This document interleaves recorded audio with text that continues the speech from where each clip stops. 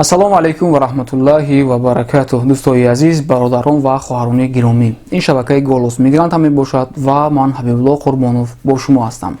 дӯстони азиз, тӯли чанд рӯз аст ки саволҳо хело дар шабака бисёр аст, чи дар комментарияҳо бошад, чи дар WhatsApp, Instagram, дар тамоми ҷоҳо. тасмим гирифтам ки як видеои нағз карда ба якчанд саволҳои беҳтарин, якчанд саволҳое ки савол ҷавобаш якто аст ва барои қариби 100 савол аст як ҷавоб ба шумо дар ин видео ҳамашро дуруст карда як се мавзӯъро мефаҳмонам.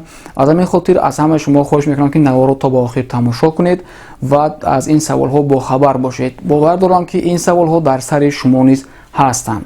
наворо пеш аз сар намуданаш ба шумо як эълонро мехоҳам бифаҳмонам ки ширкати Алабум як проекти нави худро ба роҳ мондагӣ аст ки ин як хело кори бисёри муҳоҷиронро осон мекунад. бисёре аз муҳоҷирон мехостанд ки ягон электрооборудование, электроинструментҳо харида ба Тоҷикистон равон кунанд. барои онҳо ин чиз як мушкилии калон буд. барои мисол, як перфоратор, дрел ё ин ки шурупайёр мехарӣ ва онро ҳеҷ кас ба Тоҷикистон намебарад. кае ки худат рафтӣ баъд мебарӣ. то рафтанат ин квартира бикаш, ин квартира кашида бо худат бар, як чизи вазбин.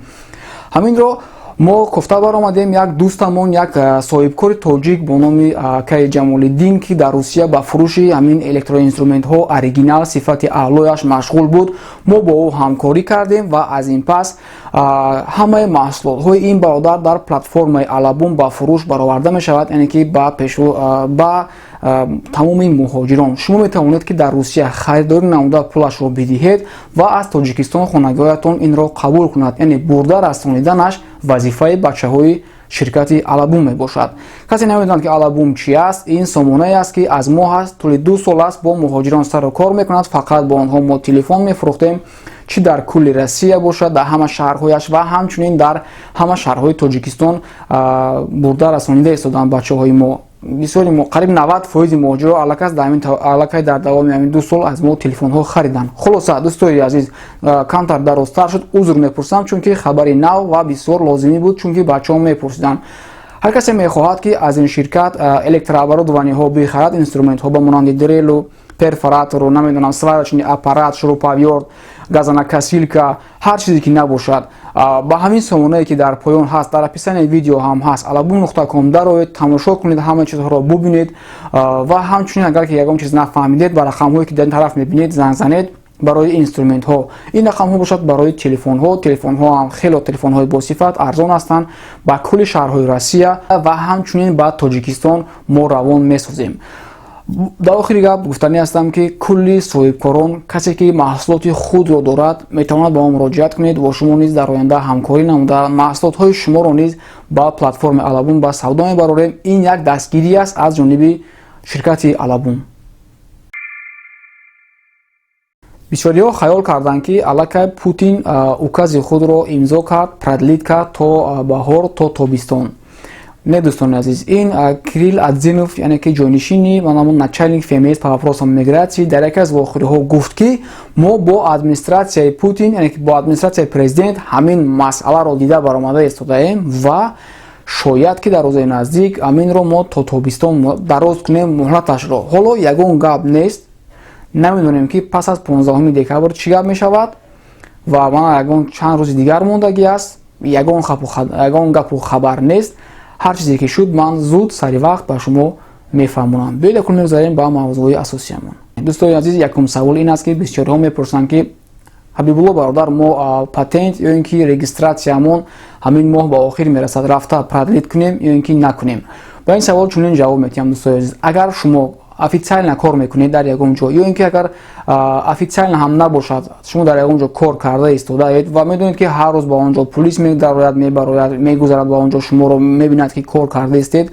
агар дар ҳамон ҳолат шуморо дар болои кор кардан биқапанду шумо патент надошта бошед, шуморо ҳатман бурда дар суд 5000 ҷарима карда ва амун депортатсия менависанд, яъне ки запрет на въезд мемонанд. ҳарчанд ки мувофиқи укази президент ҳамин чиз мумкин нест, вале ман ҳар рӯз ба ман як варақ мепартоянд решенияи суд, мебинам ки 5000 ҷарима карда ва выдворение кардагӣ ҳастанд ва баъзеҳоро сар метиҳанд, мегӯянд 5000 супорида ва ба хонаат рав, баъзеҳоро бурда дар спецприёмник мешинонанд. Ин аст ҷавоб ба саволи онҳое ки мегӯянд бародар Ҳабибулло патентамон тамом шуда истодааст, мо кор мекунем, патент кунем ё не.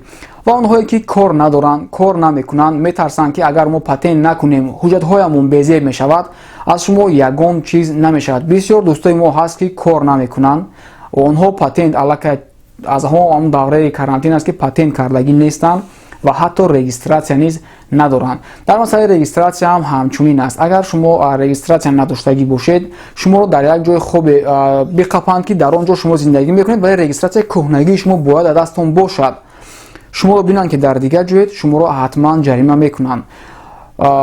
укази президент барои онҳое аст ки мегӯяд регистратсияотон агар тамом шудагӣ бошад продлед накунед. Барои онҳое аст ки масалан ман дар ҳамин хона зиндагӣ мекунам, регистратсияи ман молаташ тамом шудагӣ аст ва ман онро продлед накардам. Агар пулис манро дорад, ман дар ҳамин хона ҳастам, дар ҳамин адрес ҳастам, вале продлед нашудагӣ аст, барои ҳамин маро ҷарима намекунанд. Вале агар манро дар дигар адрес доранд, ҷарима ҳатман мекунанд. хуб, инро ҳам фаҳмидед дӯстои азиз. Регистратсия барои онҳое ки кор мекунанд дар ягон ҷо, барои онҳо ҳатмӣ аст, бояд регистратсияи худро продлед кунанд, патент дошта бошанд.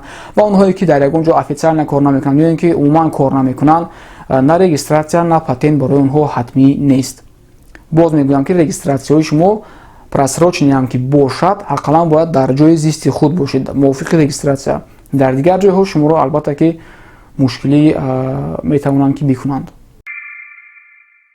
дуюм мавзӯъ ин масъалаи билетҳо аст. Бисёриҳо мепурсанд ки бародар Ҳабибулло, агар мо через Қирғизистон ё ин ки через Узбекистон ба Тоҷикистон равем, оё амин хел мумкин ҳаст ё не? Диққат кунед дӯстои азиз, чӣ мегӯям.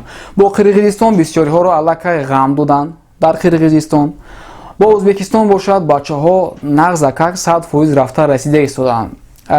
рейси прямой бошад, нархаш 36,000 37,000. агар ҳамин рӯз шумо рост меравед аэропорт ва ҳамин бегоҳ билет мехаред ва Тоҷикистон мепаред, то 40,000 рублам баъзе вақт мешавад.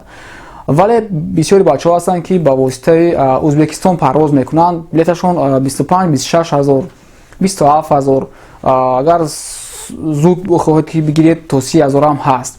вале он тарафаш 1-1,5 рубл расход мешавад ва шумо аллакай дар Тоҷикистон ҳастед. барои онҳое ки мехоҳанд бо пули камтар, яъне ки ҳам 40,000 надоранд, 25-26,000 рубл доранд, метавонед ки бо тариқи Узбекистон бигиред. ман дар ин ҷо рост гап ягон чизро реклама накарда истодам, яъне ки Узбекистонро барои ман ҳеҷ фоида надорад. мақсади асосии ман як роҳи осонтареро барои шумо нишон додан аст.